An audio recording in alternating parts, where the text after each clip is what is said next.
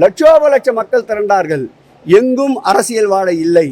நீதியரசர்கள் வந்தார்கள், ஆன்றோர் சான்றோர் பெருமக்கள் வந்தார்கள், அடியார்கள் வந்தார்கள், உண்மையான முருகர் பக்தர்கள் வந்தார்கள். அது அரசின் சார்பிலே, இந்து சமய அறநிலையத்துறையின் சார்பிலே நடத்தப்பட்ட மாண்புமிகு தமிழக முதல்வர் அவர்கள் 10 கோடி ரூபாய் நிதியுதவி அளித்து நடத்தப்பட்ட மாநாடு. அரசின் சார்பிலே அந்த மாநாடு என்பதை அழுத்தம் திருத்தமாக பதிவு செய்கிறேன். அது முழுக்க முழுக்க முருகர் பக்தர்களால் நடத்தப்பட்ட மாநாடு. இந்த மாநாடு அரசியல் நோக்கத்தோடு, அரசியலில் லாபம் காண வேண்டும் என்பதற்காக நடத்தப்படுகின்ற மாநாடு. இதை தயவு செய்து ஊடகத்துறையினர் பிரித்து பார்க்க வேண்டும். அதையும் மாநாடு இதையும் மாநாடு என்றால் பழனியில் நடைபெற்ற மாநாட்டிற்கு என்ன பெயர் வைப்பது? ஒரு 4-5 மாசம் முன்னாடி அண்ணன் சேகர்பாபு தலைமையில சிட்டிங் ஜட்ஜுகள் உட்பட அத்தனை பேரை கொடுத்து முருகன் மாநாடு போட்டீங்க. எதுக்கு போட்டீங்க? பழனியில எதுக்கு முருகன் மாநாடு போடுறீங்க? பழனியில முருகன் நீங்க தான் இனிமே விற்கணுமா? பழனியில இருந்து கேரளாக்காரங்க பூரா வர்றாங்களே.